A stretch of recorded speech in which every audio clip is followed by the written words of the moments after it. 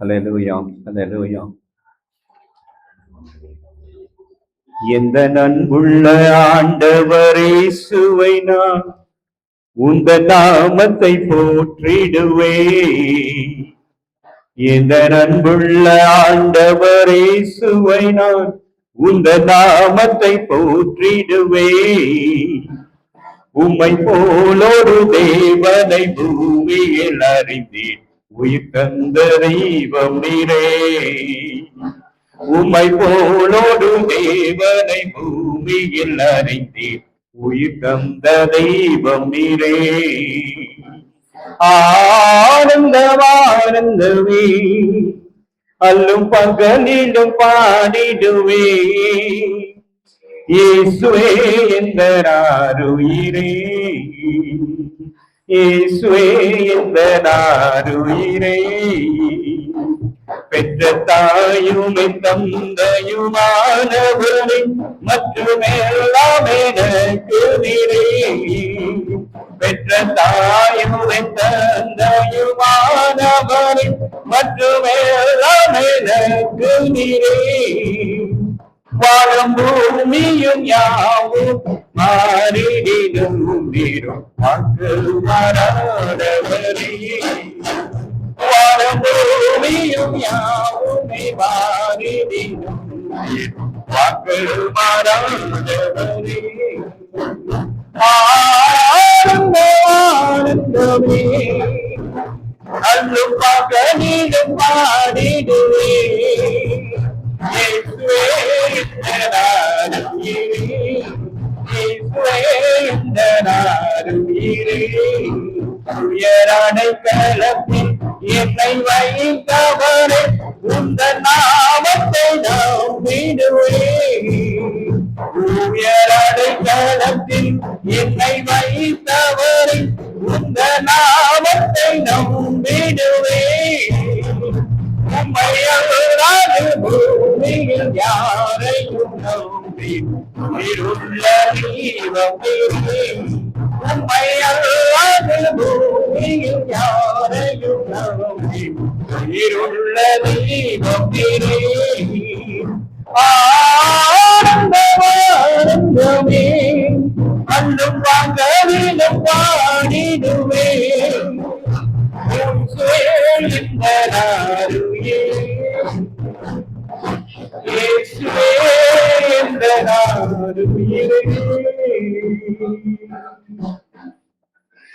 ஸ்தோத்திரம் ஆண்டவரே, நன்றியோடு நாங்கள் உம்மை துதிக்கிறோம், ஸ்தோத்திரிக்கிறோம், மகிமைப்படுத்துகிறோம்.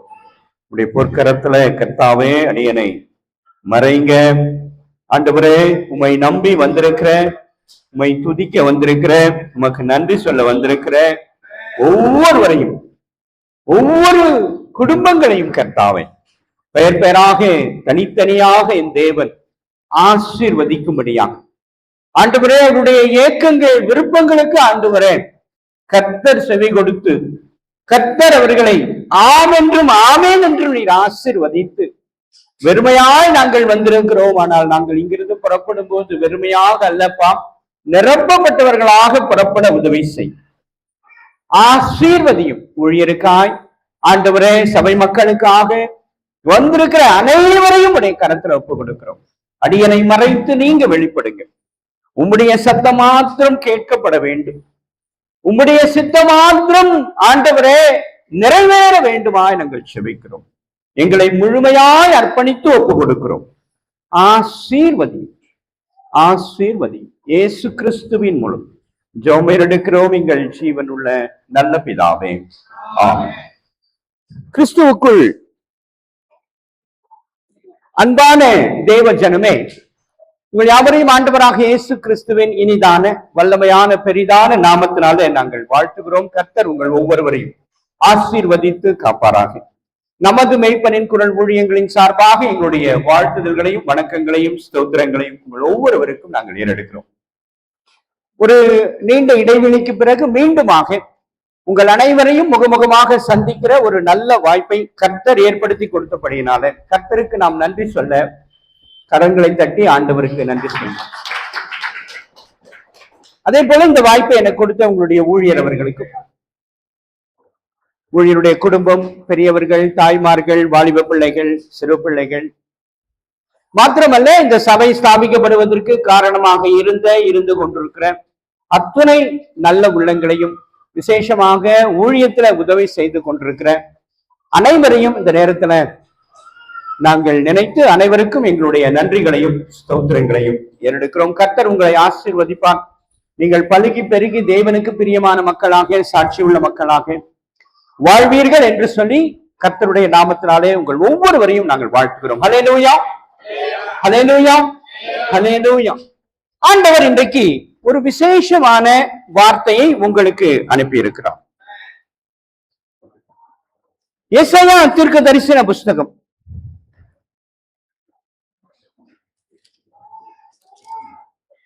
46வது அதிகாரம் 12வது வசனம். முரட்டு இருதயம் உள்ளவர்களே, நீதிக்கு தூரமானவர்களே, எனக்கு செவி கொடுங்கள். ஹல்லேலூயா. என்னையா விசேஷமான வார்த்தை அப்படின்னு சொல்லி இப்படி ஒரு வார்த்தையை எங்களுக்கு ஆண்டவர் அனுப்பி இருக்கிறாரு அப்படின்னு சொல்லி நீங்க ஒருவேளை நினைக்கலாம். ஆனால் ஏன் ஆண்டவர் என்னை பார்த்து முரட்டு இருதயம் உள்ளவர்களே, நீதிக்கு தூரமானவர்களே என்று சொல்லுகிறார் என்பதை நான் சற்றே சிந்தித்து பார்க்க வேண்டும். ஆண்டவர் எதையும் சாதாரணமாக சொல்றதில்லை.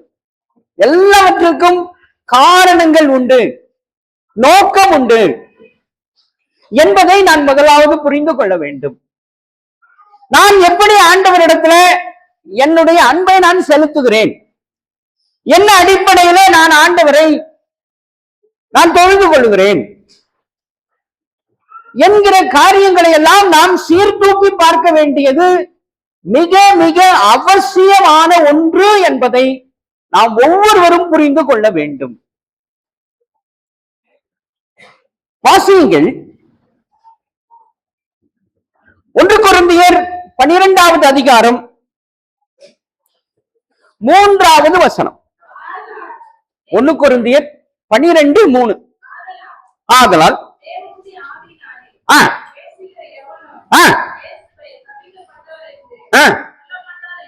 ஆமா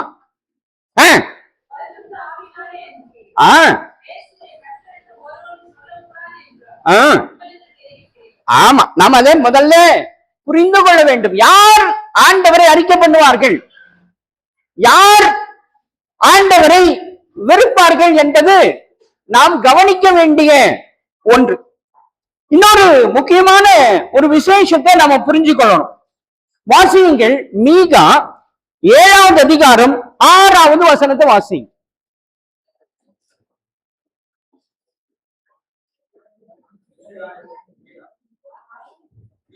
7:6. என்னம்மா? மகன் தகப்பனை கனவீனப்படுத்துகிறான், மகள் தன் தாய்க்கு விரோதமாய், மருமகள் தன் மாமிக்கு விரோதமாய் எழும்புகிறார்கள். மனுஷனுடைய சத்துருக்கள் அவன் வீட்டார் தானே. என்னைக்காவது யோசிச்சோமா? ஏங்க இப்படி எழுதி வச்சுக்கிறாரு? உன்னுடைய சத்துரு உன்னுடைய வீட்டார். எப்படி உன்னுடைய வீட்டார்? மகன் தகப்பனை கனவீனப்படுத்துறான், மகள் தாயை அவமதிக்கிறான், அல்லது மருமகள் தன்னுடைய மாமிக்கு விரோதமாக எழும்புகிறார்கள். ஏன்? என்னைக்காவது யோசிச்சுமா? ஏன் இப்படி எல்லாம் இருக்கிறது எழுதி வச்சிருக்கிறாரு? ஏன் அதை நம்ம கவனிக்கவே இல்லை? என்னைக்காவது நம்ம சரி பண்ணி இருக்கிறோமா? இப்ப எனக்கு ஒரு பெரிய வருத்தம் என்ன என்று சொன்னால், முதல் காரியம் நான் உங்களுக்கு சொல்றேன். முதல் காரியம், நாம் ஆராதனையை எப்படி ஆராதிக்கிறோம்? கர்த்தருடைய சித்தத்தின்படிதான் ஆராதிக்கிறோமா? ஆவியானவருடைய ஆளுகைக்கு உட்பட்டுதான் நாம் ஆராதனை செய்கிறோமா? என்னைக்காவது யோசிங்களா? நான் ஆவியானவருடைய ஆளுகைக்கு என்னை ஒப்பு கொடுக்கிறேன். அவருடைய ஆளுகை, அவருடைய சித்தத்தின்படி என்னுடைய ஆராதனை நடந்தேறுவதாக. இல்ல, நம்ம ஒரு டைமை குறிச்சிருக்கிறோம். இந்த மணிக்கு ஆரம்பிப்போம், இத்தனை மணிக்கு முடிச்சிரும். ஆவியானவர் வராரா வரலையா, அவருடைய ஆளுகை இருக்கா இல்லையா, என்னைக்காவது யோசிச்சோமா? யோசிச்சிருக்கிறோமா? இல்ல. அப்போ நான் யோசித்திருப்பேன் என்று சொன்னால் நான் என்ன சொல்லுவேன்? வாசிங்க, யாக்கோபு 5வது அதிகாரம்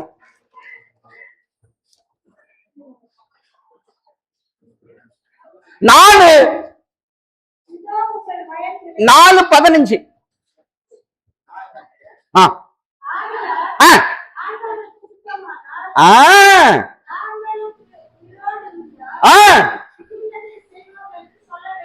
ஆமா, சொல்றோமா? ஆண்டவருடைய எல்லாத்தையும் நம்ம ஆண்டவருடைய சித்தத்தை நம்ம எல்லாம் சொல்றோம். ஆண்டவர் கேட்டு ஆண்டவர் சித்தப்படி செய்யறோம் சொல்றோமா? அட்லீஸ்ட் வாயில அறிக்கையால் பண்றோமா? ஆனால் ஒரு கூட்டம் இருக்கிறது, அவங்க சொல்றாங்க ஆண்டவருக்கு சித்தமானால் நான் வருவேன், ஆண்டவருக்கு சித்தமானால் நான் செய்வேன். சொல்றாங்களா இல்லையா? கேள்விப்பட்டிருக்கீங்களா?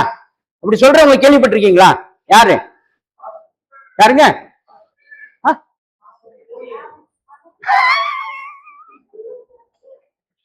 இன்ஷா அல்லாஹ் அப்படின்னு சொல்றாங்களா? இல்ல, அவங்க வாயில எல்லாம் அதான் வரும், இன்ஷா அல்லாஹ். கர்த்தருக்கு சித்தமானா, கர்த்தருக்கு சித்தமானா, கர்த்தருக்கு சித்தமானா. யார் சொல்றா? நாம சொல்றோமா?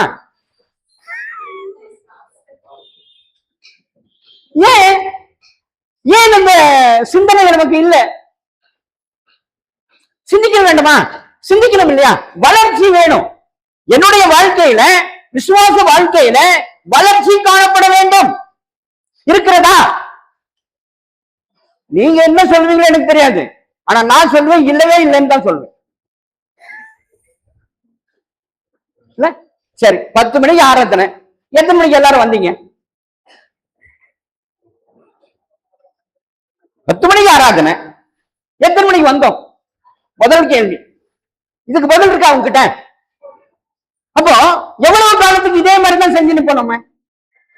எவ்வளவு காலத்திற்கு? ஒரு மாற்றமும் இல்லை. மனமாற்றம் இல்லாமல் நான் பரலோக ராஜ்யத்துல பங்கடையவே முடியாது. தெரியுமா தெரியாதா உங்களுக்கு? மனமாற்றம் மிக மிக அவசியம். அது இல்லாம நான் பரலோக ராஜ்யத்தை தரிசிக்கவே முடியாது. மனமாற்றம் தான் பரிசுத்தத்திற்கு நேரே நம்ம நடத்தும். ஆகவேதான் பரிசுத்த வேதாகம் நமக்கு சொல்லுகிறது, பரிசுத்தம் இல்லாமல் ஒருவனும் தேவனை தரிசிப்பதில்லை. மனமாற்றம் வந்தாதான் பரிசுத்தம் வரும். நான் செய்வது அனைத்தும் சரி என்று நான் முடிவு செய்ய முடியாது. இப்ப ஒரு விஷயத்தை பாங்க, ஆச்சரியப்படுவீர்கள். எசாயா தீர்க்கதரிசன புஸ்தகம் 6வது அதிகாரம் 8வது வசனத்தை வாசிங்க. பின்பு யாரை நான் அனுப்புவேன், யார் நமது காரியமாய் போவான் என்று உரைக்கிற ஆண்டவருடைய சத்தத்தை கேட்டேன். அதற்கு நான் இதோ அடியேன் இருக்கிறேன், என்னை அனுப்பும் என்றேன். இப்ப இப்படி ஒரு வசனம் இருக்கிறது. இப்ப நான் உங்ககிட்ட ஒரு கேள்வி கேட்கிறேன், கொஞ்சம் தெரிஞ்சவங்க பதில் சொல்லுங்க. இப்ப ஆண்டவர் ஒருவரை அனுப்புறாரு வச்சுங்க, ஆண்டவர் நம்ம கிட்ட பேசுறார். எதுக்கு பேசுவாரு?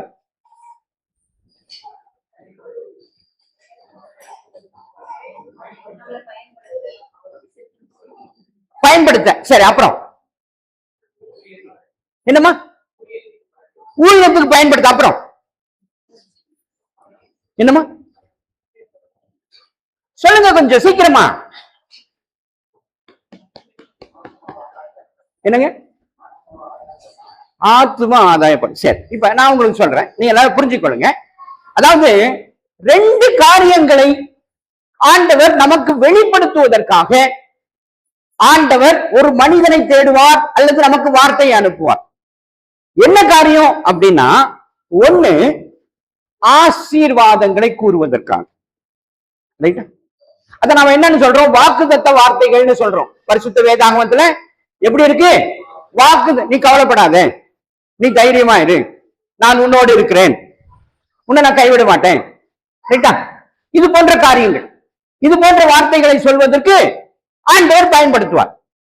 இரண்டாவது வகை என்ன வகை தெரியுமா? எச்சரிக்கை செய்வதற்காக வார்த்தையை அனுப்புவார். ரைட்டா?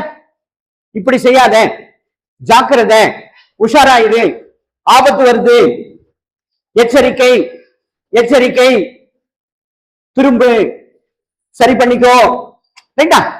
இப்ப இந்த ரெண்டு வகைதான் மிக மிக பிரபலமானது.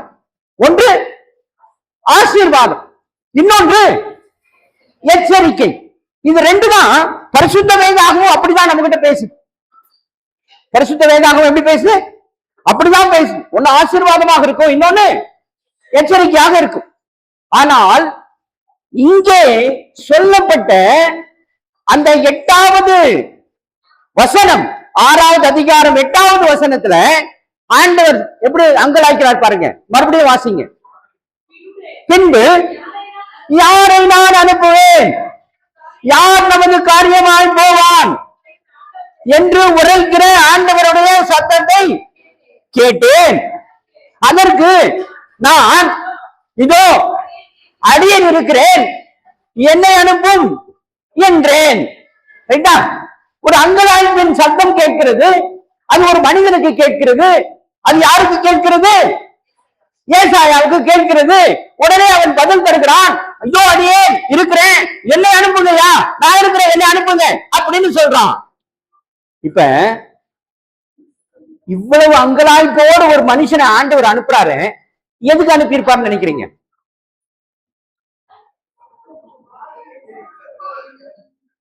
எச்சரிக்கையின் சத்தம் கொடுக்கிறதுக்கு. கொஞ்சம் கெஸ் பண்ணுங்க பார்க்கலாம். எதுக்கு இந்த வார்த்தையை சொல்வார்? எதுக்கு மனுஷனை தேடினாரு? எதற்கு ஏசாயா அனுப்பினார்?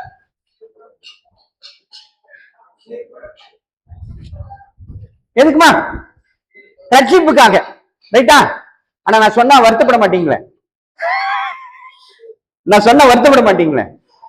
இந்த வார்த்தை எதற்காக அவர் அவ்வளவு அங்கலாய்த்தார் தெரியுமா? எதற்கு அங்கலாய்த்தார் தெரியுமா? உங்களுக்கு துர்ச்செய்தி அனுப்புவதற்காக. என்ன செய்தி? துர்ச்செய்தி. நான் சொன்னேன், ஆண்டவருடைய வார்த்தை எப்படி வெளிப்படும்?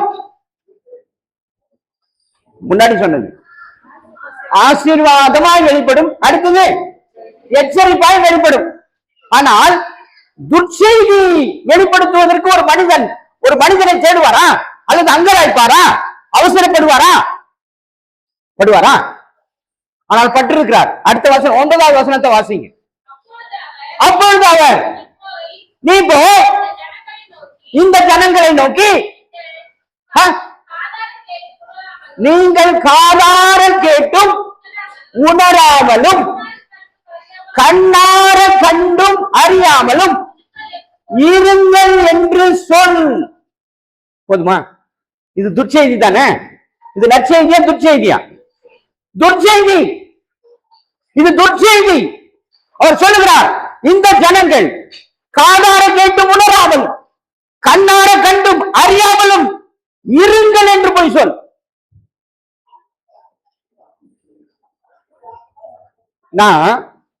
நீங்க நல்லா கவனிங்க, நல்லா கவனிங்க. கடந்த முறை நான் இங்க வந்த பொழுது உங்க ஊழியர் ஒரு காரியத்தை உங்ககிட்ட சொன்னார். என்ன காரியத்தை சொன்னாருன்னு சொல்லுங்க பார்க்கலாம் யாராவது. உங்க ஊழியர் ஒரு காரியத்தை சொன்னாரு, அதே காரியத்தை இன்னைக்கும் சொன்னார். அது என்ன காரியம்?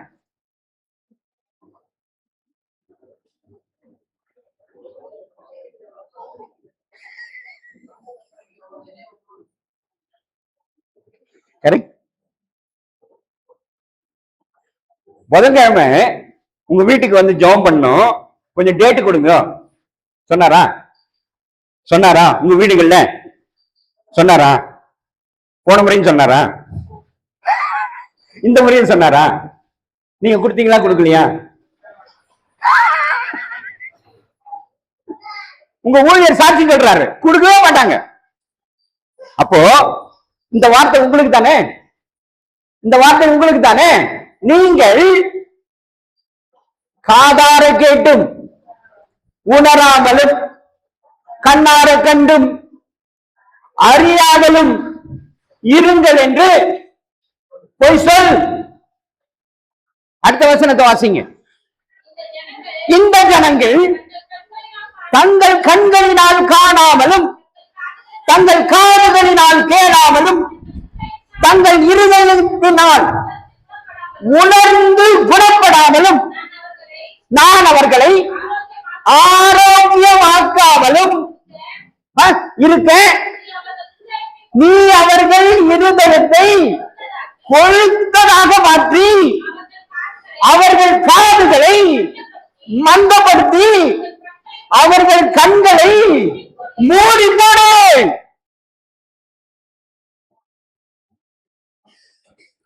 இதுக்குதான் நான் ஆலயத்துக்கு வரேன். கொஞ்சம் யோசிச்சு சொல்லுங்க.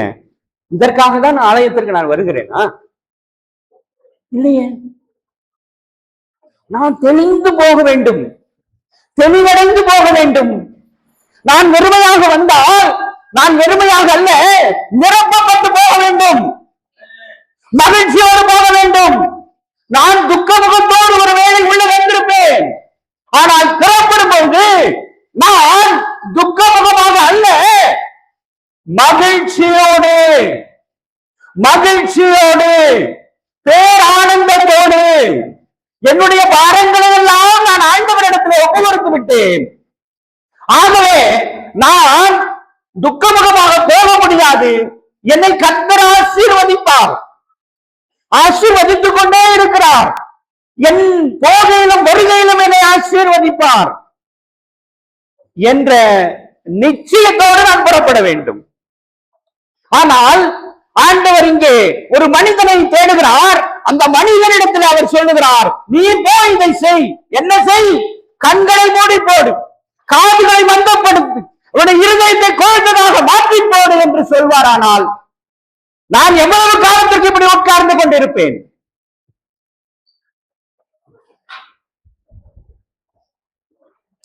எசாயா தீர்க்கதரிசன புஸ்தகம் 29:10-12 ஏசாயா தீர்க்கதரிசன புஸ்தகம் 29:10-11-12. கர்த்தர் உங்கள் மேல் ஹல்லேலூயா என்ன ஆவியை அனுப்புறாரா?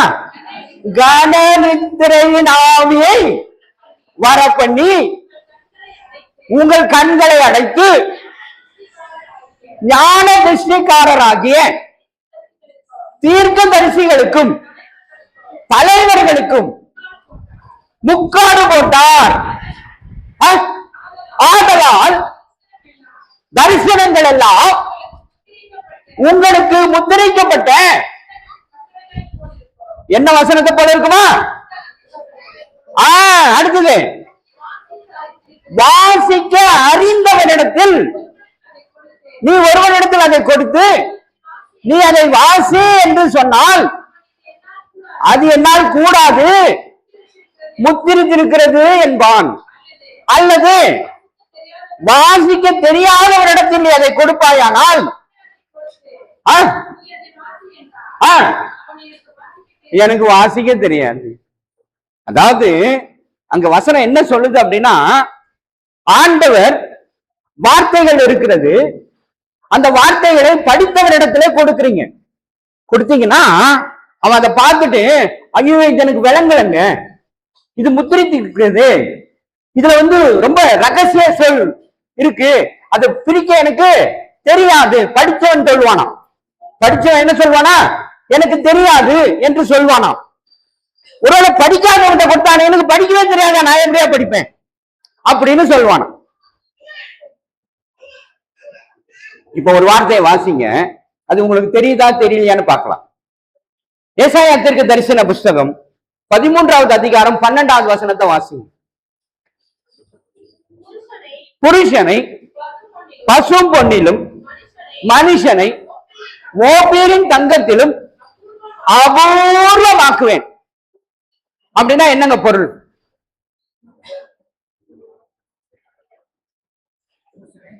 புருஷனை பசும் பொன்னிலும் மனுஷனை ஓப்பீரின் தங்கத்திலும் அபூர்வமாக்குவேன். அப்படின்னா என்னங்க பொருள்?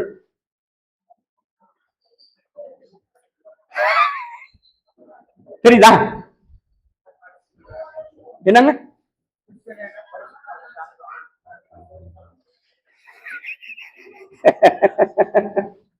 என்ன அர்த்தம்? சீக்கிரம் தெரியுதா தெரியலையா?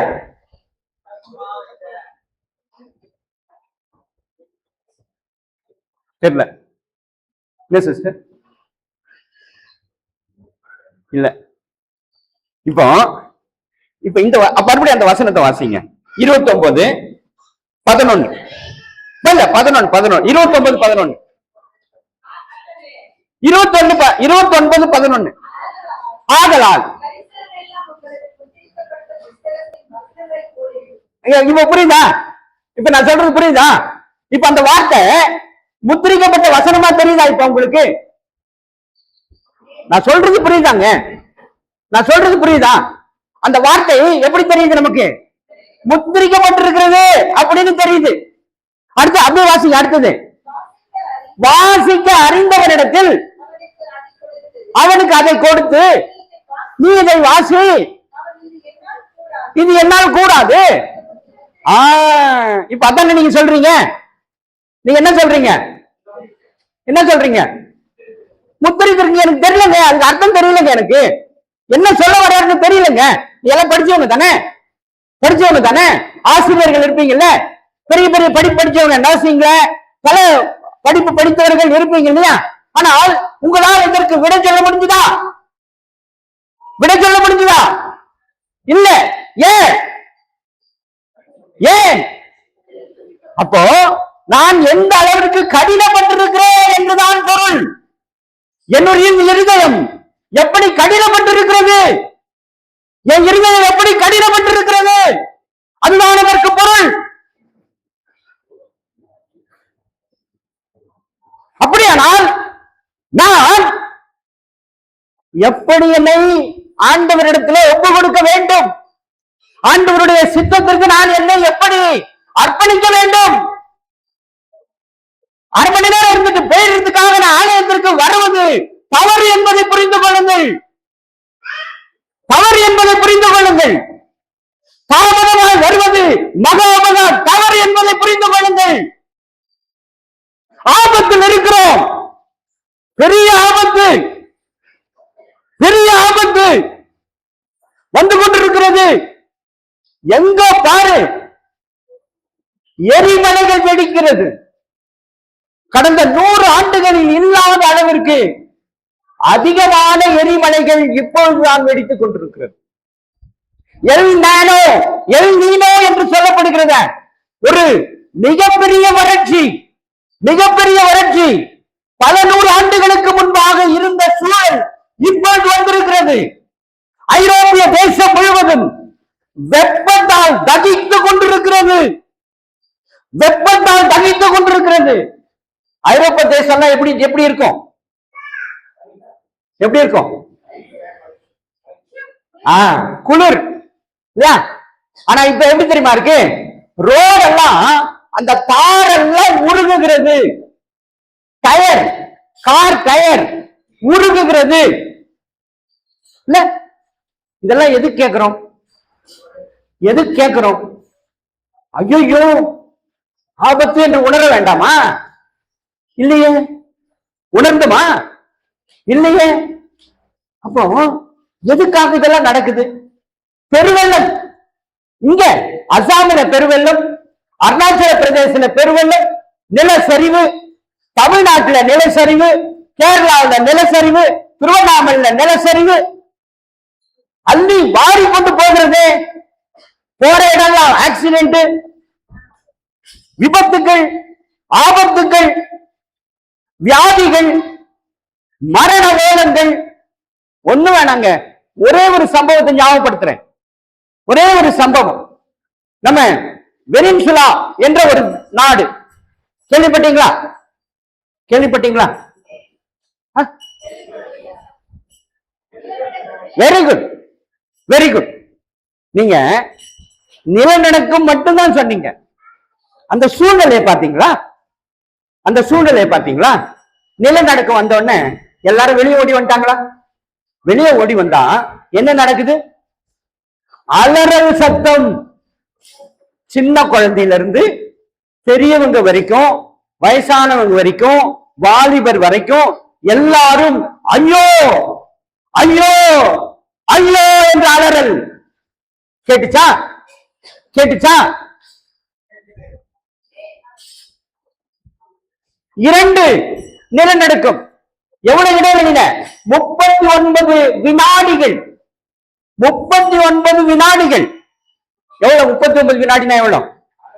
1/2 செகண்ட். ஒரு நிலநடுக்கத்துக்கும் மறு நிலநடுக்கத்துக்கும் வெறும் 1/2 செகண்ட். ஆனால் எவ்வளவு பேர் இறந்திருக்க கூடும் என்று கணிக்கப்பட்டது தெரியுமா? 1,00,000. 1,00,000 மக்கள் மாண்டிருப்பார்கள் என்ற ஒரு கணக்கில் இருந்தது. ஆனால் இன்னும் அதற்கான முழு விடை தெரியவில்லை. முழு விடை தெரியவில்லை. சரி, இப்ப நல்லா கவனிங்க. அந்த நாடு என்ன நாடு தெரியுமா? Very good. 99% கிறிஸ்தவர்கள் வாழ்கிற நாடு. ரைட்டா? சரி, ஒரு 3 மாசம் 4 மாசம் பின்னோக்கி போய் பார்த்தீங்கன்னா ஜமைக்கான்ற ஒரு நாடு. ஜமைக்கான்னு ஒரு நாடு. அந்த நாட்டுல ஒரு மிகப்பெரிய சூறாவளி. என்ன சூறாவளி? 340 கிலோமீட்டர் வேகத்தில் வீசக்கூடிய ஒரு சூறாவளியில அந்த நாடு சிக்கிச்சு. மிகப்பெரிய சேதங்கள். வீடுகளை எல்லாம் அவர்கள் இழந்தார்கள், வாழ்வாதாரங்களை எல்லாம் இழந்தார்கள். அந்த நாடு என்ன நாடு தெரியுமா? அதுவும் கிறிஸ்தவ நாடு. இந்த 2026ல ஆண்டவர் 2 நாட்டை தண்டித்தார். அந்த 2 நாடும் கிறிஸ்தவர்கள் பெருமளவில், மெஜாரிட்டி 95% வாழ்கிற நாட்டுல இப்ப ஏற்பட்ட பாதிப்பு யோசித்தோமா? நான் யோசிச்சேனா? இல்ல. அப்போ இதெல்லாம் எதற்காக ஆண்டவர் எனக்கு அனுமதி தருகிறார்? இப்ப நான் ஒரு சொன்னேன், ஏசாயா தீர்க்க தரிசன புஸ்தகம் 13:12 அந்த வசனத்தை கொஞ்சம் விளக்கம் பார்த்துடலாம். விளக்கம் பார்த்துட்டு நம்ம செய்திக்குள்ள, ஆனா அது செய்தி அல்ல, அது செய்தி அல்ல, அது உங்களுக்கு சொல்லப்பட வேண்டும் என்று சொல்லி ஆண்டவர் உணர்த்துகிற ஒரு காரியம். நல்ல கவனிங்க, வாசியுங்கள். எரேமியா 15:8.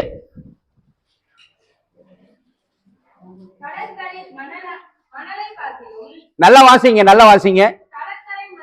கடற்கரை மணலை பார்க்கிலும் அதிக விதவைகள். நல்லா கவனிச்சிங்களா? என்ன சொல்ல வராரு? என்ன சொல்ல வராரு?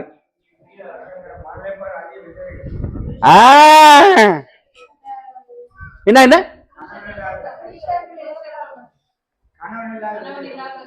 கணவன் இல்லாத விதவைகள் எவ்வளவு பேர் இருப்பாங்களாம்?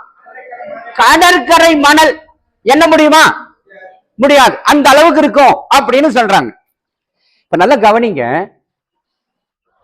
2011 ஸ்டாட்டிஸ்டிக்ஸ், இந்தியாவோட பாப்புலேஷன் ஸ்டாட்டிஸ்டிக்ஸ் 2011 கடைசியா எடுத்தது. அப்பதான் இப்ப ஸ்டாட்டிஸ்டிக் எடுத்துக்கொண்டிருக்கிறாங்க. அது அடுத்த வருடம் அது வெளியிடுவாங்க. தெரியுமா உங்களுக்கு? தெரியும். அந்த ஸ்டாட்டிஸ்டிக்ஸ் இப்படி சொல்லுகிறது. என்ன சொல்லுது அப்படின்னா 6.8 கோடி விதவைகள் என்று சொல்லுகிறது. நான் சொல்றது புரியுதா? எத்தனை கோடி? 7 கோடி. சரி, ஒரு தோராயமா வச்சுக்கலாம். அவ்வளவுதான், அவ்வளவு அதிகமா இருக்கும். 2011 நாம எந்த ஆண்டுல இருக்கிறோம்? 2026 இருக்கிறோம். இப்ப 7 கோடின்னு சொன்னார் இல்லைங்களா? இந்த 7 கோடி மக்கள் எவ்வளவு பேர் இருப்பாங்கன்னு நம்மளால கணிக்க முடியுமா? பார்க்க முடியுமா? விஷுவலைஸ் பண்ண முடியுமா? முடியாது. ஆனா நான் ஒரு உதாரணத்தை சொன்னா நீங்க என்ன பண்ணுவீங்க? விஷுவலைஸ் பண்ணுவீங்க. சொல்லிட்டா ஒரு உதாரணத்தை சொன்னா நீங்க விஷுவலைஸ் பண்ணுவீங்க. என்ன உதாரணம் அப்படின்னா, அதே 2011 தமிழ்நாட்டினுடைய மொத்த ஜனத்தொகை எவ்வளவு தெரியுமா? 7.21. தெரியுதா? நான் சொல்றது புரியுதா? தமிழ்நாட்டின் மொத்த ஜனத்தொகை எவ்வளவு? 7.21. விதவை எண்ணிக்கை எவ்வளவு சொன்னேன்? 7. இப்ப புரியுதா? அப்போ தமிழ்நாட்டின் ஜனத்தொகை அளவிற்கு இந்தியாவின் விதவைகள் எண்ணிக்கை இருக்கிறது என்பதை நம்முடைய புள்ளி விவரம் சொல்லுகிறது. கவனிச்சீங்களா? நம்ம கவனிச்சோமா தம்பிமா? நம்ம கவனிச்சோமா? இல்லவே இல்லை. அப்போ வசனம் இங்க இப்படித்தான் சொல்லிக் கொண்டிருக்கிறது, யதார்த்தத்தில் நடந்து கொண்டிருக்கிறது. யதார்த்தத்தில் நடந்து கொண்டிருக்கிறது. வசனம் அதை தான் சொல்லிக் கொண்டிருக்கிறது. என்ன மாற்றத்தை நாம் எதிர்பார்த்தோம்? அப்போ ஆண்டவர் ஏசாயா தீர்க்கதரிசன புத்தகம் 46:12 சொல்றாரு. வாசிங்க. முரட்டு இருதயம் உள்ளவர்களே, நீதிக்கு தூரமானவர்களே. இப்ப கரெக்டா தப்பா? கரெக்டா தப்பா? கரெக்ட். கரெக்ட். என்னன்னு நம்ம அட்ரஸ் பண்றாரு? முரட்டு இருதயம் உள்ளவர்களே, நீதிக்கு தூரமானவர்களே என்று ஆண்டவர் நம்மை பார்த்து அட்ரஸ் பண்ணுகிறார். அப்போ நான் செவி கொடுக்கணுமா வேண்டாமா? செவி கொடுக்கணுமே. இப்ப நல்லா கவனிங்க. நமக்குள்ள ஒரு அட்ரஸ் பண்ணப்படாத, அப்படியே யதார்த்தமா நடந்து கொண்டிருக்கிற ஒரு விஷயத்தை உங்களுக்கு சொல்ல போறேன் நான். என்ன விஷயம் அப்படின்னா, நம்மளை யாராவது ஒன்று சொல்லிட்டாங்கன்னு வச்சுக்கங்க இல்லையா? நம்மளை யாராவது, நான் சொல்றது புரியுதாம்மா? உன்னதான் உன்னை யாராவது சொல்லிட்டேன், என்னால என்ன பாரு, உன்னை ஏதாவது சொல்லிட்டான்னு ஒத்துக்குவியா? அழிய விட மாட்டாங்களா?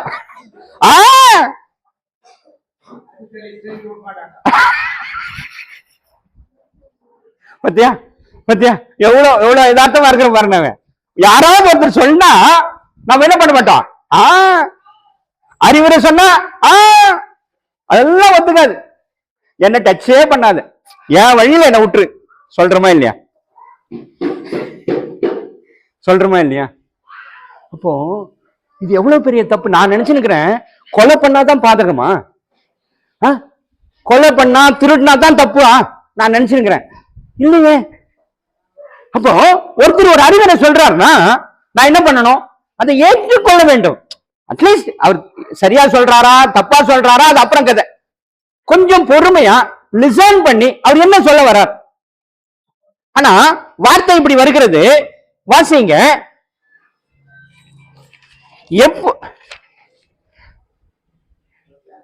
எப்பொருள் யார் வாய் கேட்பினும் அப்பொருள் மெய்ப்பொருள் காண்பது அறிவு அப்படின்னு ஒரு வார்த்தை இருக்கு இல்லையா? நம்ம எல்லாருக்கும் தெரியும்.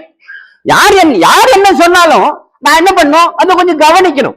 அதுல ஒரு இருக்கும், ஏதோ அர்த்தம் இருக்கிறது. எதற்காகவோ அவர்களை நம்ம என்ன பண்றாங்க, நம்மை கண்டிக்கிறார்கள், நம்மை உணர்த்துகிறார்கள், நம்முடைய தவறை உணர்த்துறாங்க. தவறா இருந்தா கூட இன்னும் தவறே செய்யாத இதோ ரைட்டு. ஆனால் நான் அந்த மனநிலையில யாராவது இருக்கிறோமா? ஒரே ஒருத்தர் காட்டுங்க, நான் அப்படி இருக்கிறேங்க.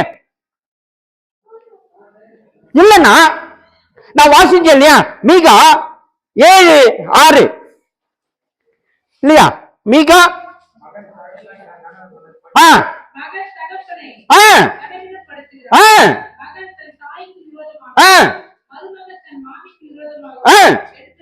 ஆமா. ஏன்? அப்போ அர்த்தம் இல்லாம எழும்புவாங்க. அப்போ நீ யார் எனக்கு சொல்றது? இல்ல, அந்த மனநிலை தானே. அப்போ அந்த கிளாஷ் இருந்து கொண்டிருக்குமா, அது மாறுமா? நான் ஒருவேளை ஒருத்தர் சொல்றாரு அப்படின்னா நான் என்ன பண்ணணும்? கவனிக்க வேண்டும். எனக்குள் ஒரு மாற்றம் வரணும்னா நான் என்ன பண்ணணும்? மாற்றத்தை உண்டு பண்ணிக்கொள்ள வேண்டும் இல்லையா? இப்ப ஆலயத்திற்கு நேரத்தோடு நான் வர வேண்டும் என்பது விதி இல்லையா? ஆனா ஏன் வரல? அப்போ நான் என்ன பண்ணல, நீ சொல்றது சொல்லிட்டு நான் செய்யறத செஞ்சுட்டே இருப்பேன், நீ என்ன கண்டுக்காத. வர்றதே பெரிய விஷயம், பெரிய விஷயம். இதெல்லாம் கண்டுக்காது. கண்டுகிட்டே அப்படின்னா நான் வரமாட்டேன். நான் என்ன பண்ணுவேன்? என்னப்பா திட்டுறாரு அவரு, எது கேட்டாலும் திட்டுனேங்கிறார். பேசி திட்டலையா திட்டலையா பேசினுங்கிறாரா? அப்போ யோசிச்சு பாருங்க, எவ்வளவு பெரிய தவறை நாம் செய்து கொண்டிருக்கிறோம். உணர்ந்துங்க. நாங்க எனக்குள் மனமாற்றம் வேண்டும். மனம் திரும்புங்கள், பரலோக ராஜ்யம் சமீபத்திருக்கிறது. என்ன மனமாற்றம்? இதுதான் மனமாற்றம். இந்த மனமாற்றம் தான் முக்கியம். நீ கொலை பண்ணல நான் சொல்லல, நீ திருடுற நான் சொல்லல, அது மட்டும் குற்றமே இல்லை. இவை அனைத்தும் கீழ்ப்படியாமை குற்றம் என்பதை மறந்து விடாதீர்கள். கீழ்ப்படியாமை மிக மிக அவசியம். எனக்கு கீழ்ப்படிதல் மிக மிக அவசியமான ஒன்று. அதுதான் கிறிஸ்தவத்தின் அடிப்படை, ஆணிவேர். ஆணிவேர் அதான் கீழ்ப்படிதல். உட்காரணும். எதுக்கு ஆண்டவரே நான் உட்காரணும்? நின்னுங்கிறேன் கிடையாது. உட்காருப்பா, உட்கார்ந்துடணும். நில்லுப்பா, ஏன் ஆண்டவரே நான் நிக்கணும்? கொஞ்ச நேரம் உட்காடுறேன்னு. நில்லையா கொஞ்ச நேரம்.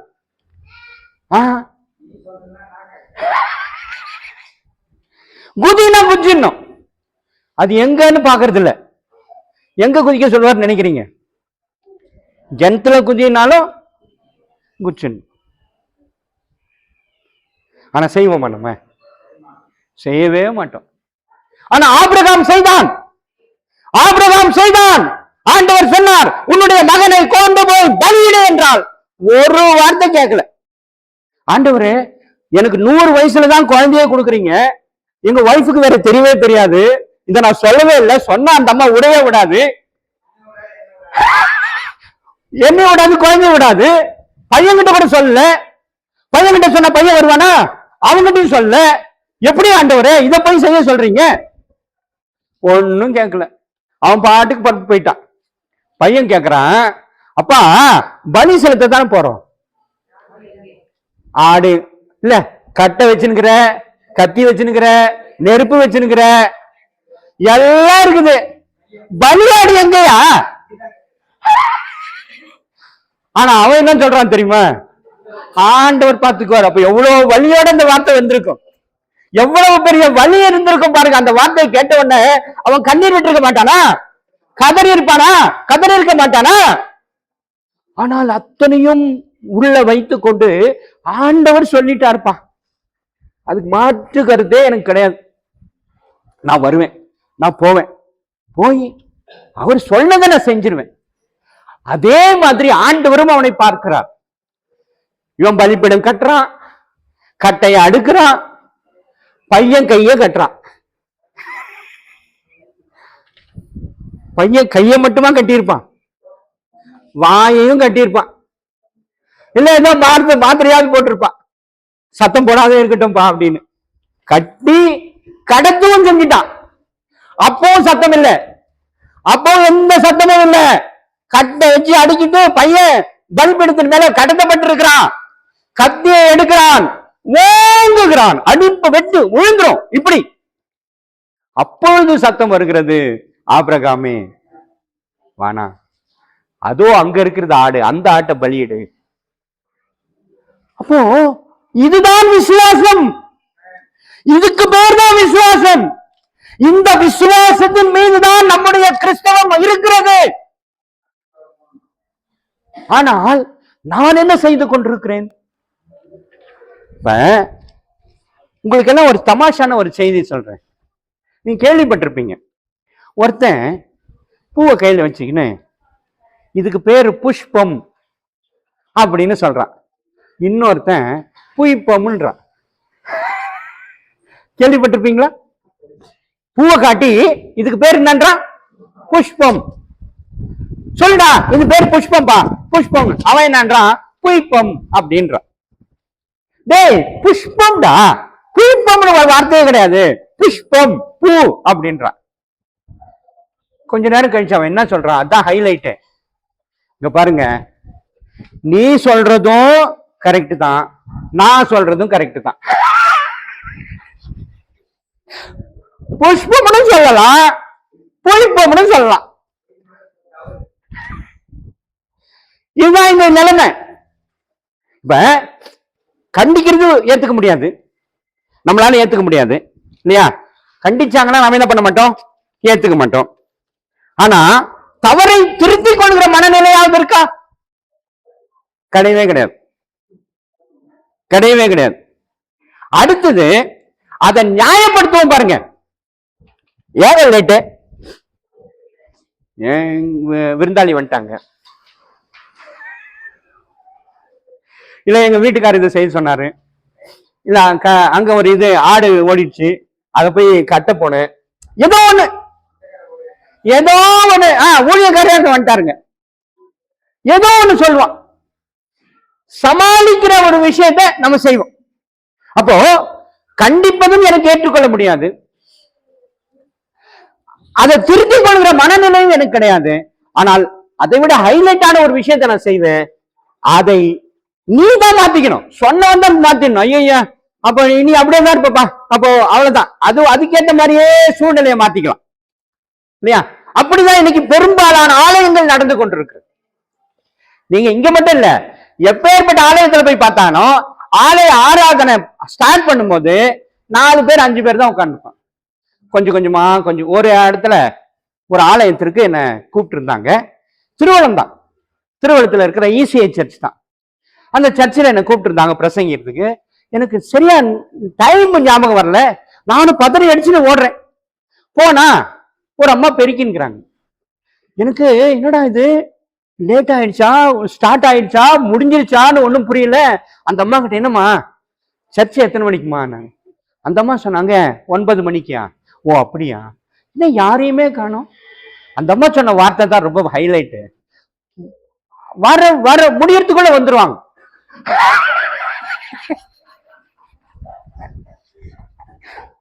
ஆராதனை முடியறதுக்குள்ள எல்லாரும் வந்துருவாங்க. ஓ அப்படியா?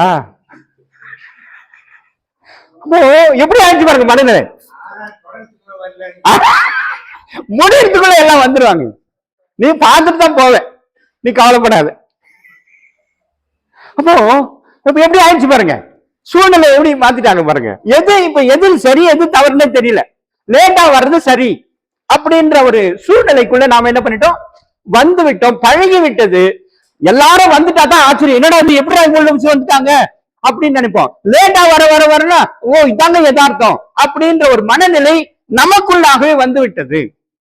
அப்போ தயவு செய்து புரிந்து கொள்ளுங்கள். இல்ல, இன்னொரு முக்கியமான விஷயத்தை பாருங்க, எப்படி எல்லாம் அதை இது பண்றாங்க. ஒரு தவறுக்காக என் பையன் தப்பு பண்ணான்னு யாராவது ஒத்துக்குவாங்களா? பெற்றோர்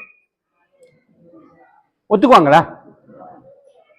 கிடையவே கிடையாது, ஒத்துக்கவே மாட்டான். என் பையன் செய்ய மாட்டாங்க, செஞ்சிருக்க மாட்டாங்க.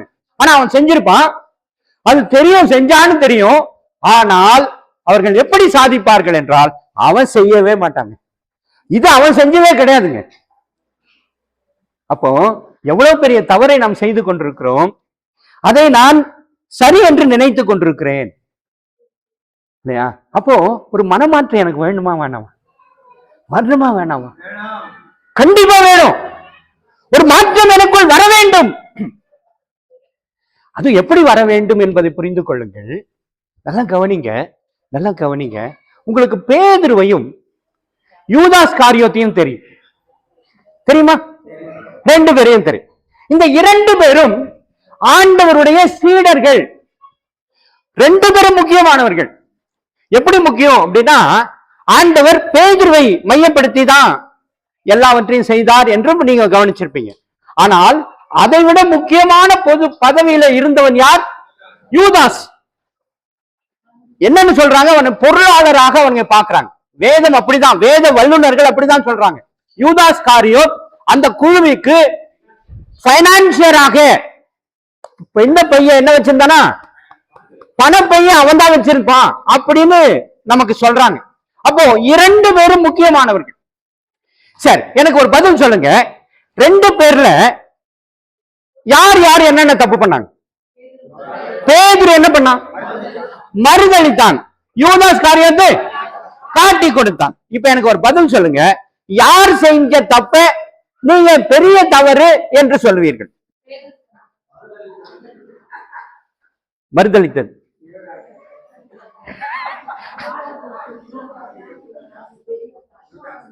யாரு? காட்டி கொடுத்தவன் தான். இப்ப என்ன பண்ணும்? ஏழம் தான் போடணும். யார் அதிக மெஜாரிட்டி? யூதாஸ் காரியத்தா பேதுருவா? பேதுரு தான் பெரிய பெரிய குற்றவாளியா? யூதாஸ் தான் பெரிய குற்றவாளி. ரைட். அப்ப மெஜாரிட்டி எடுத்துக்கலாமா? நல்ல கவனிங்க. மெஜாரிட்டி வேணா நிறைய அவங்க ரொம்ப ஆணித்தரமா சொல்றாங்க. யூதாஸ் காரியத்தான் மெஜாரிட்டி அப்படின்னு எல்லாம் சொல்றாங்க. உங்களுக்கு இந்த பக்கம் யாருமே ஒண்ணும் பதிலே காணுமே. இந்த பக்கம் யாரும் பதில. சரி, நல்ல கவனிங்க. இப்ப நல்லா புரிஞ்சுக்கொள்ளுங்க. இப்ப சகோதரர் இருக்காங்க இல்லைங்களா? இவங்களை எனக்கு நல்லா தெரியும். சும்மா ஒரு பேச்சு, நல்லா தெரியும் இவங்களை. ரைட்டா? எனக்கு நல்ல பழக்கம், ஃபேமிலி ஃப்ரெண்டு. இவர்களை எனக்கு தெரியவே தெரியாது என்று சொன்னவன் யாரு? தெரிந்த சகோதரி. எனக்கு நல்லா தெரிஞ்சவங்களை எனக்கு தெரியாதுன்னு சொன்னா எப்படி அது? ஆனா யூதாஸ் காரியத்தை என்ன பண்ணான்னு தெரியுமா? இவங்க தாங்க அது எனக்கு தெரியுங்க அவங்களை நல்லா அப்படின்னு தான் சொன்னான். இப்ப யார் செஞ்ச தப்பு அதிகம்? பேதுரு செஞ்சது தானே அதிகம். சரி, யாரு ஆண்டவருக்குள் வந்தவன்? பேதுரு. அவன் என்ன ஆனா?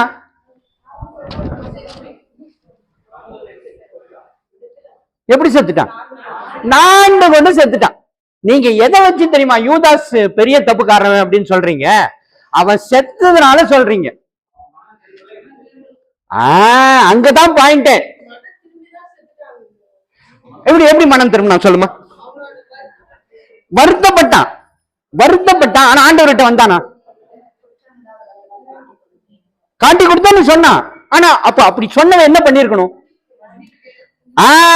அவன் ஆண்டவர்கிட்ட வந்திருக்கணும் இல்லையா? ஆனா மறுதளித்தவன் என்ன பண்ணான்? கதறினான், வருந்தினான்.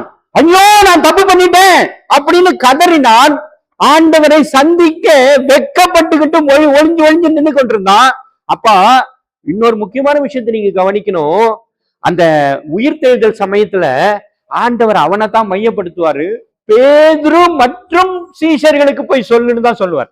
அந்த தேவ தூதர்கள் சொல்லும் பொழுது பேதுருவை முக்கியப்படுத்துவாங்க. அந்த இடத்துல பேதுருவையும் அவருடைய சீஷர்களுக்கும் போய் சொல்லுங்க அப்படின்னு தான் சொல்லுவாங்க. ஏன்னா அவன் அந்த அளவிற்கு கூனி குறுகி போயிருந்த ஒரு சூழல். ஆகவே ஆண்டவர் அவனை நினைச்சு, அவனை கனப்படுத்தணும்னு நினைச்சு, நான் உன்னை மன்னிச்சிட்டேன்பா, நீ வா வந்து என்ன பாரு அப்படின்னு சொல்லி அழைப்பு கொடுத்தார். ஆனால் இந்த யூதாஸ் மனம் திரும்ப மறுத்து விட்டான். தான் தவறு செஞ்சது உணர்ந்தான். ஆனால் மனம் திரும்புவது மிக முக்கியம் இல்லையா? மனமாற்றம் முக்கியம் இல்லையா? அதை அவன் செய்ய மறுத்து விட்டான். ஆகவே அவன் நாண்டு கொண்டு செத்தான். இப்ப இங்கே நாம் கவனிக்க வேண்டியது அதுதான். ஏன் என்னை ஆண்டவர் இப்படி அட்ரஸ் பண்றாரு? எதற்காக அப்படி அட்ரஸ் பண்றாரு? நீங்க முக்கியமான ஒரு விஷயத்தை மறந்துட்டீங்க. இப்ப ஏசாயா தீர்க்கதரிசன புஸ்தகம் 6:11 வாசிங்க. அவரு ஆண்டவர் போய் சொல்லுன்னு சொல்றாருல்ல. இங்க ஒரு வார்த்தையை கவனிங்க. ஆண்டவர் ஏசாயா தீர்க்கதரிசி அழைக்கிறாரு. அவங்ககிட்ட இதை போய் சொல்லுன்னு சொல்றாரு. அவன் பேசாம போயிருக்கணுமா இல்லையா? போய் சொல்றேன்னு போயிருக்கணும். ஆனா அவன் என்ன கேட்கிறான்?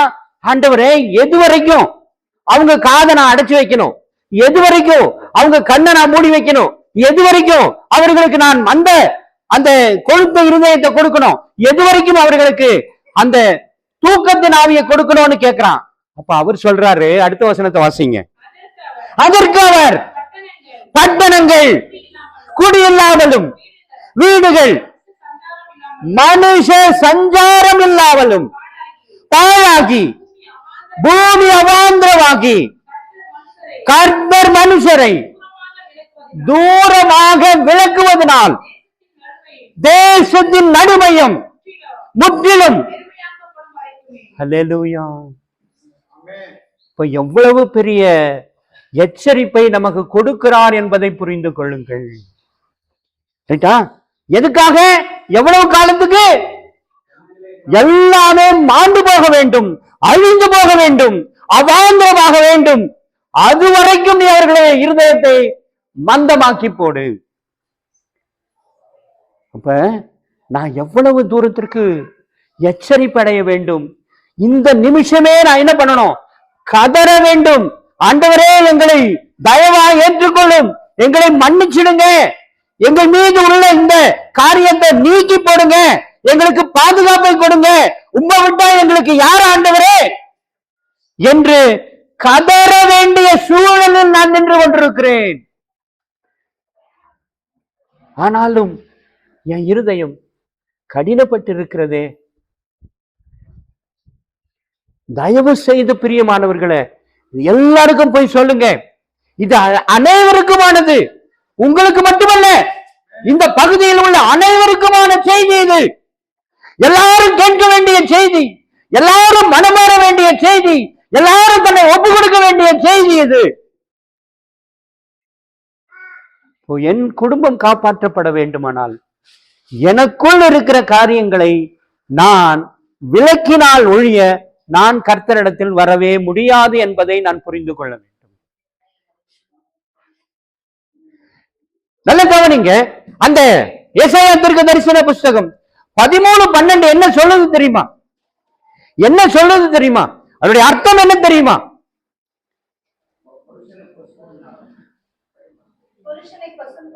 பொன்னிலும் அப்படின்னா என்ன பொருள் தெரியுமா? வாசிங்க, ஏசாயா தீர்க்கதரிசன புஸ்தகம் 4:1 வாசிங்க. அந்நாளில் 7 ஸ்திரீகள் ஒரே புருஷனை நாங்கள் எங்கள் சொந்த ஆகாரத்தை புசித்து எங்கள் சொந்த வஸ்திரத்தை உடுப்போம், எங்கள் நிந்தை நீங்கும்படி மாட்டோம், உன் பேர் மாத்திரம் எங்கள் மீது விளங்க வேண்டும் என்று சொல்வார்கள். இப்போ அது புரியுதா? இப்போ அது அதனுடைய அர்த்தம் புரியுதா? புரியுற மாதிரி இருக்குதா? புரியல? சரி, நல்ல கவனிங்க, நல்ல கவனிங்க. இப்ப ஆண்டவர் நம்ம எப்படி உருவாக்கினார்? மண்ணினால் ஆணும் பெண்ணுமாக. ரைட்டா? சரி, நல்ல கவனிங்க. ஆண்டவர் எப்படி உருவாக்கினார்னா ஆணும் பெண்ணுமாக உருவாக்கினார். ஆதாம் ஏவாள் என்ற அந்த 2 பேரில் தான் இந்த உலகம் உருவானது. அப்படின்னா என்ன பொருள் என்றால் 1:1 ரேஷியோ. கரெக்டா? ஆமா. மனுஷனை எப்படி உருவாக்கினார்? ஆதாம் ஏவாள்ல தான் ஸ்டார்ட் ஆச்சு. எல்லாமே துவங்கினது எப்படி ஆரம்பிச்சது? ஆதாம் ஏவாள், அவ்வளவுதான். அதுக்கு என்ன பொருள் ரேஷியோல சொல்லணும்னா 1:1. இப்ப நீங்க வாசிச்சீங்க இல்லையா ஏசாயா தீர்க்கதரிசன புஸ்தகம் 4:1 என்ன சொல்லுது? அப்படின்னா என்ன ரேஷியோல சொல்லுங்க? ஆமா, 1:7 அப்படின்னு வராரு. இப்போ அந்த வசனத்தை பார்த்த உடனே நான் என்ன பண்ணிருக்கணும் தெரியுமா? ஐயோ, என்னடா இப்படி ஒரு சூழ்நிலை உருவாக்குறாரு. இப்போ ஆதாம் ஏவாள 1:1 உருவாக்கி உலகத்தையே உண்டாக்கின கர்த்தர் இங்க வந்து 1:7 எப்படிடா இது? அப்ப ஏதோ ஒரு தவறு நடக்கிறது என்று நான் என்ன பண்ணிருக்கணும்? மாறி இருக்கணும், உணர்ந்திருக்கணும் இல்லையா? சரி, இப்ப நல்லா கவனிங்க. ஒரு மிகப்பெரிய பிரளயம் வந்தது இல்லையா? யார் காலத்துல? நோவா காலத்துல பிரளயம். யாரெல்லாம் காப்பாற்றப்பட்டது? அது என்ன ரேஷியோ? அதே 1:1 தான் இல்லையா? நோவா, அவன் மனைவி, 3 பிள்ளைங்கள், 3 மனைவி, வேற யாருமே கிடையாது. அதான் 8 பேர். அப்போ ஆண்டவருடைய படைப்பின் ரகசியம் எங்க இருக்கு? 1:1 தான் இருக்கு. பிரளயமே வந்தாலும் எப்படி காப்பாத்துறாரு? அதே 1:1 ரேஷியோல தான் காப்பாத்துறாரு. ஆனா இங்க என்ன சொல்ல வராரு அப்படின்னா, புருஷனை பசும் பொன்னிலும் மனுஷனை அதாவது வாசிங்க அந்த வசனத்தை. புருஷனை பசும் பொன்னிலும் மனுஷனை ஓப்பீரின் தங்கத்திலும் அபூர்வமாக்குவேன் என்றால், இப்ப நீங்க ஒண்ணு வேணாம், இங்க எல்லாம் பெண்கள் உட்கார்ந்து இருக்கிறீங்களா? இந்த பக்கம் திரும்புங்களேன்.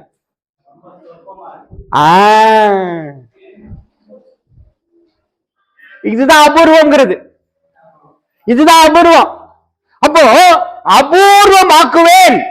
யாரை அபூர்வமாக்குவேன்? ஆண்களை அபூர்வமாக்கி விடுவேன், குறைந்து போக பண்ணுவேன். ஆனா அவர்களைத்தான் ஆண்டவர் முதன்மைப்படுத்த விரும்புகிறார் இல்லையா? உங்களை தான் முதன்மைப்படுத்த விரும்புகிறார். எப்படி முதன்மைப்படுத்த விரும்புகிறார் என்றால், வாசிங்க எசேக்கியேல் 22:30. நான் தேசத்தை அழிக்காதபடிக்கு திறப்பிலே நிற்கவும் சுவரை அடைக்கவும் தக்க ஒரு மனுஷனை தேடினேன், ஒருவனையும் காணேன். தேசம் என்றால் என்ன? Very good. தேசம் என்றால் குடும்பம். ரைட்டா? தேசம் என்றால் என்ன? குடும்பம். இப்ப வாசிங்க அந்த வசனத்தை மறுபடியும். ஐயோ பத்தியா, ஆஹா, நான் இப்ப என்ன சொன்னேன்? இப்ப வாசிங்க. Very good. நான் குடும்பத்தை அழிக்காதபடிக்கு திறப்பிலே நிற்கவும் சுவரை அடைக்கவும் தக்க ஒரு மனுஷனை தேடினேன், ஒருவனையும் காணேன். யாருக்கு அட்ரஸ் பண்றாரு இந்த வசனத்தை? குடும்பத்துக்கு அட்ரஸ் பண்றார். இப்ப முன்னாடி வாசல் கதவு இருக்கா? முன்னாடி கதவு இருக்கா? அந்த கதவு எதுக்கு? என்னமா? பத்திரப்படுத்துறதுக்கு, அல்லது வெளியே ஏதோ வேண்டாதது உள்ள வராம இருக்கிறதுக்காக. தூசியோ தும்போ ஏதோ ஒண்ணு உள்ள வராம இருப்பதுக்கு எது வைக்கிறோம்? கதவு. வேண்டிய போது திறக்க வேண்டும், வேண்டாத போது மூடி பத்திரப்படுத்துவதற்காக. அப்ப அங்கதான் இந்த மனிதர்களை, ஆண்களை என்ன சொல்றாரு? நீங்க குடும்பத்தின் திறப்பாக இருக்க வேண்டும். என்ன சொல்ல வர்றாரு? குடும்பத்தின் தலை ஆண் மக்களை திறப்பில நிற்கிறவர்களாக நீங்கள் நியமிக்க வேண்டும் என்று சொல்லி ஆண் மக்களை முதன்மைப்படுத்துகிறார் ஆண்டவர். செஞ்சோமா? செஞ்சோமா? செய்யல. வாசிங்க யாத்ராகமம் 22:29.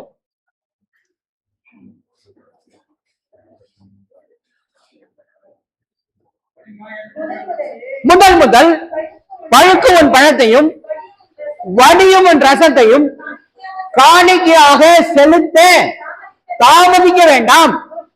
உன் குமாரரில் முதற் பேரானவரை எனக்கு கொடுப்பாயாக. என்ன அர்த்தம்? என்னமா? யாரு தசம பாகம்? எந்த குழந்தைய? யார் முதல் பலன்? உங்க வீட்டுல எத்தனை பசங்க? உங்க வீட்டுலதான்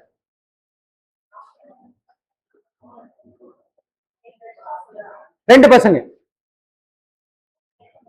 2 ஆண் பிள்ளைங்க, 2 பெண்ணு. அந்த அம்மா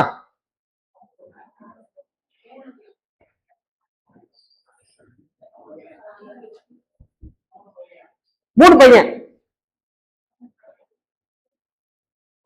நீங்க தாமா? இல்ல, சீக்கிரம். என்னம்மா? 3 பொண்ணு, 1 பொண்ணு, 2 பையன். நீங்க சிஸ்டர் லாஸ்ட் 3. என்னம்மா? 2 பொண்ணு, வெறும் பொண்ணுதான்.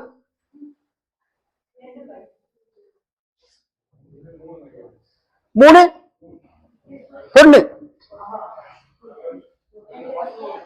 வெரி குட், நீங்க தான் கரெக்டான ஆள். உங்க உங்க பசங்களுடைய வரிசையை சொல்லுங்க. ஆ ஆ ஆ 2 பொண்ணு பெருசு, பையன்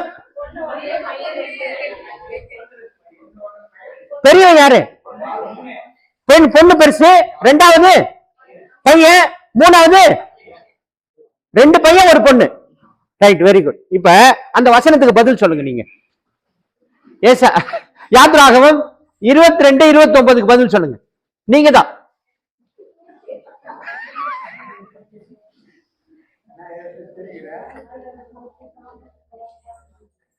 சீக்கிரமா.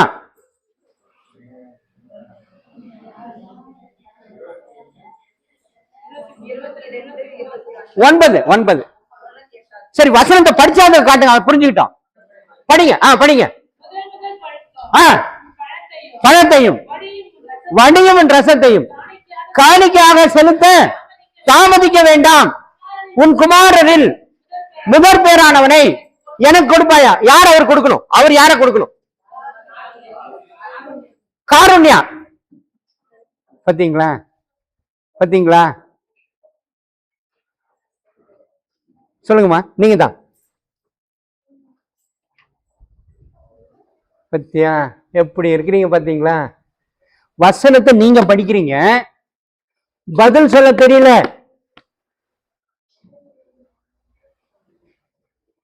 இல்ல, அப்போ இன்னைக்கு செய்தி மொத்தம் உங்களுக்கானது. முழு செய்தியும் உங்களுக்கானது. எல்லா வார்த்தையும் உங்களுக்கானது. மனமாற்றம் மிக மிக அவசியம். எவ்வளவு பெரிய மாற்றம் தெரியுமா? சாதாரண மாற்றம் அல்ல, மிகப்பெரிய மாற்றம் தேவை இந்த சபைக்கு. அங்கே என்ன சொல்ல வருகிறார் என்றால், அவர்களுடைய பிள்ளை 3 2வது பிறந்த யார? ஆதித்யாவை தான் அவர் ஆண்டவருக்கு கொடுக்க வேண்டுமே ஒழிய காருண்யாவை அல்ல.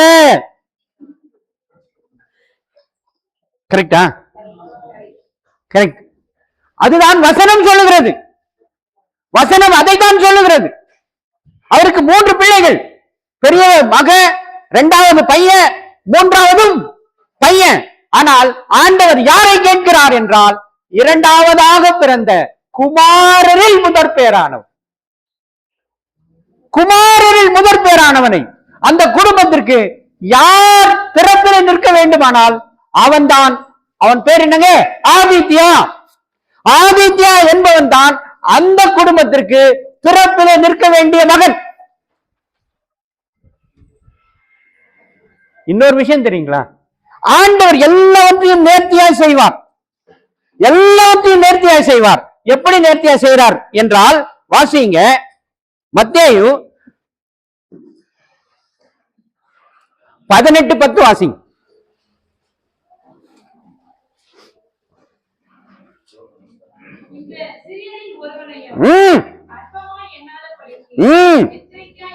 எச்சரிக்கையா இருங்கள். அவர்களுக்குரிய தேவதூதர்கள் பரலோகத்திலே பரமபிதாவின் சமூகத்தை எப்பொழுதும் தரிசித்துக் கொண்டிருக்கிறார்கள். அப்படின்னா என்ன பொருள் என்றால், இங்க உட்கார்ந்திருக்க ஒவ்வொருவருக்கும் ஒரு தேவதூதர் உண்டு. நான் சொல்றது புரியுதா? வசனம் சொல்லுகிறது, உறுதியாய் சொல்லுகிறது, இங்க உட்கார்ந்திருக்கிற ஒவ்வொருவருக்கும் ஒரு தேவதூதன் உண்டு. அதாவது அவர் சார்பில் ஒருவரை நிறுத்தி இருக்கிறார், நம் சார்பில் நாம் ஒருவரை நிறுத்த வேண்டும். அதுதான் கனெக்ஷன். அதுதான் கனெக்ஷன். ஆனா அந்த கனெக்ஷனை நான் மறந்துட்டேன், விட்டுட்டேன் என்றால் அங்கே கண்டினியூட்டி மிஸ் ஆகுது. இல்லையா? கண்டினியூட்டி என்ன ஆகுது? மிஸ் ஆகுது. இன்னொரு முக்கியமான ஒரு வார்த்தையை சொல்லி நான் முடிக்க விரும்புகிறேன். வாசிங்க எபிரேயர்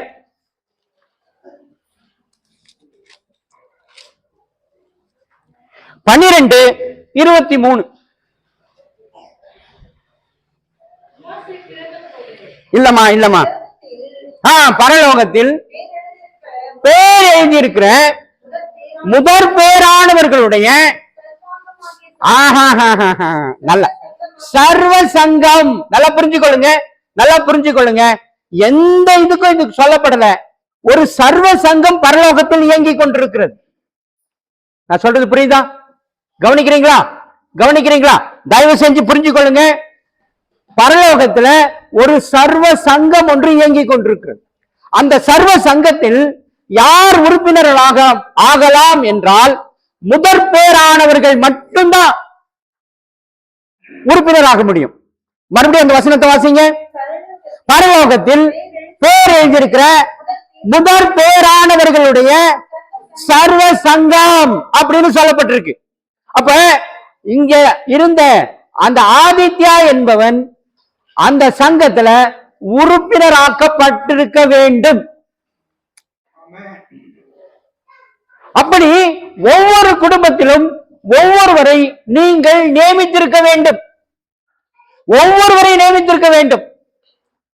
ஆனால் யாரும் செய்யவே இல்லை. அப்போ ஆபத்து வந்தா நீ ஆண்டவர் பழிக்க முடியுமா? ஆண்டவர் என்னை காப்பாத்தல, என்னை கைவிட்டுட்டாரு, என்னை ஆபத்துல விட்டுட்டாரு, நான் இப்படி கஷ்டப்பட்டுனுங்கிறேன், என் கண்ணீருக்கு பதிலே கிடைக்கல, என்னுடைய கவலைக்கு விடுதலையே கிடைக்கல, நான் ஆண்டவரை நிந்திக்க முடியுமா? முடியவே முடியாது.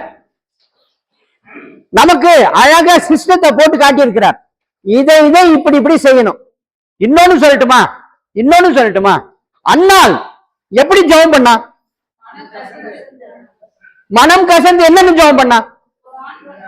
ஏன் ஆண் குழந்தைய கேட்டா? அப்போ உங்க ஒவ்வொருத்தருடைய, நீங்க சொன்னீங்க இல்லையா, எனக்கு 3 பொண்ணு, எனக்கு 2 பொண்ணு. அப்போ அவருக்கு கொடுக்க வேண்டிய ஒரு பொருள் நீங்க கேட்டு அவருக்கு கொடுத்தீங்களா? நான் சொல்றது புரியுதா? அதாவது ஆண்டவர் எனக்கு கொடுத்தாரு, எல்லாரையும் கொடுத்தாரு. ஆனா அண்ணால் குழந்தை இல்லாம இருக்கிறா, ஆனா ஜெபம் பண்றா. எப்படி ஜெபம் பண்ணிருக்கணும்? அவ எப்படி ஜெபம் பண்ணிருக்கணும்? ஏதோ ஒரு குழந்தை கொடுங்க ஆண்டவரே இல்லையா? அவளுடைய நிந்தை நீங்க ஒரு குழந்தை இருந்தா போதும், அது ஆணோ பொண்ணோ, கரெக்டா? ஆனா அவ எப்படி ஜெபம் பண்ண தெரியுமா? ஆண்டவரே, நீர் எனக்கு ஒரு ஆண் பிள்ளையை தான் தர வேண்டும், அதை நான் உமக்கு தருவேன். ஏன் தரணும்? ஏன்னா அவளுக்கு இந்த பிரமாணம் தெரியும். எந்த பிரமாணம்?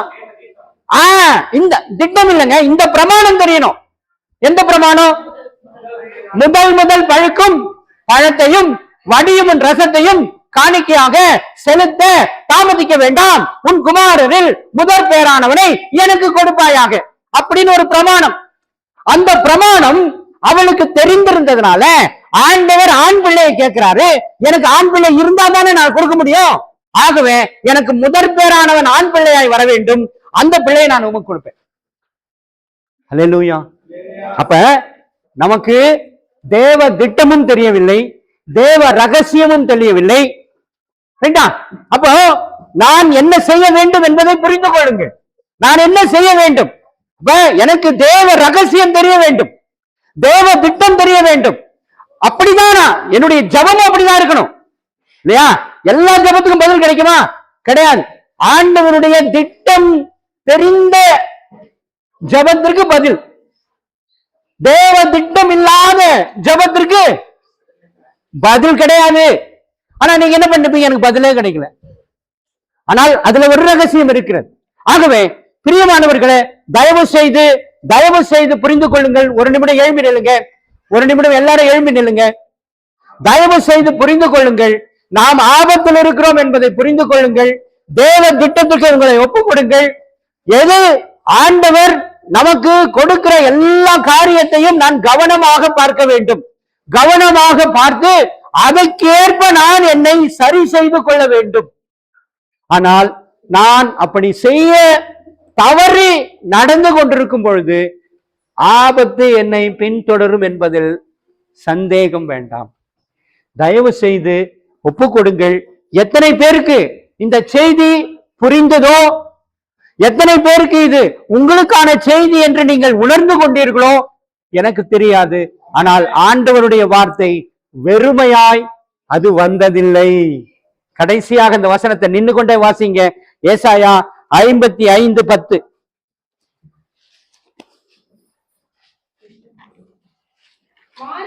மாறியும் உறைந்த மழையும் வானத்திலிருந்து இறங்கி அவ்விடத்திற்கு திரும்பாமல் பூமியை நனைத்து அதை முளை கிளம்பி விளையும்படி செய்து விதைக்கிறவனுக்கு விதையையும் புசிக்கிறவனுக்கு ஆகாரத்தையும் கொடுக்கிறது எப்படியோ அப்படியே என் வாயிலிருந்து புறப்படும் வசனமும் இருக்கும். அது என்னிடத்திற்கு வெறுமையாய் திரும்பாமல் அது நான் விரும்புகிற காரியம் செய்து நான் அதை அனுப்பின காரியம் ஆகும்படி வாய்க்கும். ஹல்லேலூயா, ஹல்லேலூயா, ஹல்லேலூயா. ஒப்புக்கொடுங்கள், தலைகளை தாழ்த்துங்கள், கண்களை மூடுங்கள். ஆண்டவரே, ஆண்டவரே, என்னோடு பேசின இந்த ரகசியங்களுக்காக நன்றி. என்னை ஒப்புக் கொடுக்கிறேன் ஆண்டவரே, என்னை அர்ப்பணிக்கிறேன் ஆண்டவரே என்று சொல்லுங்க. ஆண்டவருக்கு நன்றி சொல்லுங்க, ஆண்டவருக்கு நன்றி சொல்லுங்க. இந்த வார்த்தையை வெறுமையாக்கி விடாதீர்கள், அதை பயன்படுத்துங்கள். உங்க வாழ்க்கையில மாற்றங்களை ஏற்படுத்துவதற்கு இதை சாதகமாக்கி மாற்றுங்கள் என்று சொல்லி நீங்கள் ஆண்டவரிடத்தில் மன்றாடுங்கள். ஆண்டவர் உங்களுக்கு அந்த இருதயத்தை கொடுப்பாராக. அன்பு கூறுவேன், இன்னும் அதிகமாய் ஆராதிப்பேன், இன்னும் ஆர்வமாய் அன்பு கூறுவேன், இன்னும் அதிகமாய் ஆராதிப்பேன், இன்னும் ஆர்வமாய் உம்மை முழு உள்ளத்தோடு ஆராதிப்பேன், முழு பலத்தோடு அன்பு கூறுவேன். ஆராதனை, ஆராதனை, ஆராதனை, ஆராதனை, அல்லேலூயா, ஆராதனை, ஆராதனை, ஆராதனை, ஆராதனை. எபினேசரே, எபினேசரே, இதுவரையில் உதவினீரே. எபினேசரே, எபினேசரே, இதுவரையில் உதவினீரே.